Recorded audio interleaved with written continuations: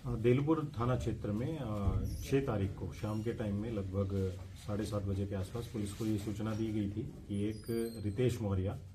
अपने एक साथी विकास सोनी के साथ प्रयागराज से आ रहे थे और उनके साथ देलपुर थाना क्षेत्र में ही हाईवे के किनारे रोक के और उनसे लूट की घटना कारित की गई। इसमें जो रितेश मौर्य जो वादी था उसके द्वारा जो तहरीर दी गई थी उसमें अभियोग पंजीकृत किया गया था।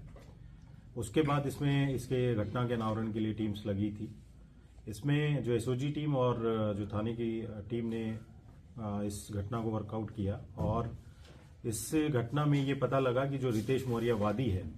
जो ज्वेलर है, उसके द्वारा ही ये घटना खुद ही कारित करवाई गई थी अपने साथियों के साथ मिलके। जो ये मौर्य है ये अपना सोने का और चांदी का व्यापार करता है और प्रयागराज से ये चांदी लेके आ रहा था और इसने अपने साथ में विकास सोनी जो इसका कारीगर है उसको भी ये साथ में लेके आया था। उसका जो कैश का अमाउंट था 9,60,000 रुपए वो और इसकी चांदी वो एक ही बैग में इसने रखवाया था जानबूझ के। और क्योंकि उसको जौनपुर जाना था बट इसने उसको ऑफर ये किया कि मैं तुम्हें अमेठी और सुल्तानपुर की तरफ छोड़ दूंगा और वहां से जौनपुर चले जाना, क्योंकि इसका पहले से ये प्लान था कि रास्ते में ये रोकेगा और उसके बाद इसके साथ ये लूट की घटना कारित करवाएगा और जो इसका कैश होगा वो आपस में बांट लेंगे और चांदी जो है क्योंकि इसकी खुद की ही थी तो वो इसके पास ही रहेगी। इसके साथ साथ कुछ चीजों में ये भी पता लगा कि जो अकाउंट्स के हमने डिटेल्स निकलवाए इसके एसबीआई अकाउंट में, तो इसने 5 लाख रुपए का जो चोरी और लूट का इंश्योरेंस होता है वो भी इसने अपने ज्वेलरी का कुछ करवा रखा था। इसके ऊपर जो इसके अकाउंट्स देखे हैं उसमें ये भी पता लगा है कि 50 लाख का इसने ओवरड्राफ्ट फैसिलिटीज हैं वो भी अवेल की हुई हैं, लोन टाइप में इसने ले रखा है। इसकी खुद की गाड़ी जो है वो भी लोन पे है, तो ये भी इसके पूछताछ में पता लगा। प्लानिंग जो है ये रितेश मौर्य ने अपने दोस्त जो इसका है अनुज दुबे उसके साथ ये की थी और इसने खुद ही ये बताया था कि टोल के बाद मेरी गाड़ी का नंबर भी सब बता दिया था, इसने टाइम भी शेयर कर रहा था और एक इसने डिफरेंट मोबाइल नंबर भी लिया था जो इसने उस बैग में ही छोड़ दिया था जिससे ये अपनी उसको सूचनाएं और लोकेशन शेयर कर रहा था। टोल के बाद इसने खुद ही बताया था कि मैं पार्किंग लाइट जला दूंगा और देलूपुर थाना क्रॉस करते ही हाईवे पे एक सुनसान जगह है वहीं पे मैं वहां पे रोकूंगा थोड़ी देर के लिए और वहीं पे अंदर की लाइट भी मैं जला लूंगा ताकि उस गाड़ी की पहचान हो सके और फिर वहां आके आप मेरे साथ लूट ये कारित कर लेना। तो ये पूरा प्री प्लान रितेश मौर्य का था। इसके साथ में रितेश मौर्य के साथ अनुज दुबे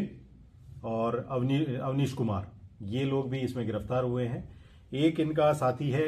कट्टन दुबे, वो अभी फरार है, उसको भी पुलिस जल्दी गिरफ्तार कर लेगी। इसमें जो भी सामान इनका इन्होंने खुद से ही जो लूट करवा के गायब करवाया था वो पूरा सामान और कैश वो बरामद हो गया है और इसमें अग्रिम वैधानिक कार्रवाई जो है वो पुलिस के द्वारा बरामदगी कितनी हुई है सर? बरामदगी जो 9,60,000 कैश और 3 किलो चांदी जो है वो पुलिस ने बरामद की है। इसमें सर इनका आपराधिक इतिहास भी है? इसमें जो रितेश मौर्य जो ज्वेलर है जिसने ये पूरा प्लान किया खुद के साथ लूट करने का, उसका कोई आपराधिक इतिहास नहीं है। बट जो इसका साथी एक अवनीश तिवारी है उस पर 2021 में एक आईटी एक्ट का मुकदमा और अनुज दुबे है उसके ऊपर एक 2023 में मारपीट का मुकदमा दर्ज है। जो इसका एक और साथी है उसको भी जल्द ही पुलिस गिरफ्तार करेगी। बाकी इसकी सीडीआर और उससे भी हम ये चेक कर रहे हैं कि इस प्लानिंग में कोई और भी इन्वॉल्व होगा, किसने भी सहयोग किया होगा या जानकारी की होगी इसके बारे में, तो उनके विरुद्ध भी हम ये कार्रवाई सुनिश्चित करेंगे। क्योंकि ये सारी जो लूट की घटना है ये खुद से ही इसने करवाई थी और फर्जी तरीके से ये पुलिस को सूचना दी थी। और इसने एक चीज और की थी, जब ये लूट की घटना इनके साथ हो गई थी तो इसने 15 मिनट तक पुलिस को फोन नहीं किया था, ना 112 डायल किया था। वो इसके पीछे इसका मेन पर्पज ये था कि जो इसके साथी हैं वो इजीली टोल क्रॉस कर जाएं, कोई पुलिस को अलर्ट ना मिले, तो चेकिंग के दौरान वो कहीं पकड़े ना जाए, इसलिए इसने पुलिस को इन्फॉर्म लेट किया था। पुलिस वहां पे खुद ही पेट्रोलिंग के दौरान पहुंची थी तभी इसने पुलिस को बताया था। तो ये सारा जो मास्टर प्लानिंग जो थी ये रितेश मौर्य ने खुद ही की थी, क्योंकि इसके कुछ दोस्तों के कर्जे भी हो रखे थे और जब ये लूट करने के बाद इसके जो साथी हैं वो नैनीताल भी उस पैसे को लेके घूमने के लिए गए थे।